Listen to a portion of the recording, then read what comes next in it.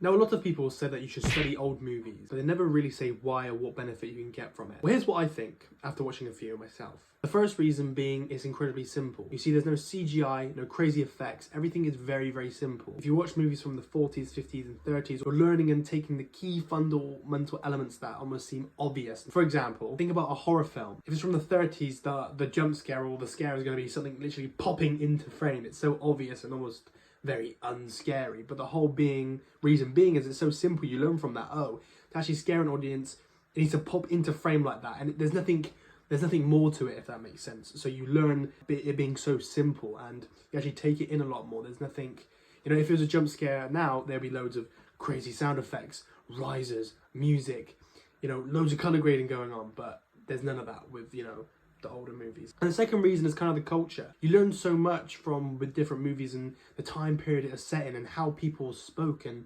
talked to each other and how everything was so different, which I think is just important to learn as just not even as a filmmaker but just as a human being. Actually watching all these old movies, you learn different parts of culture and how people were experiencing the world during that time. But old movies are really important. I definitely think you should watch them, so go and watch them. Follow for more.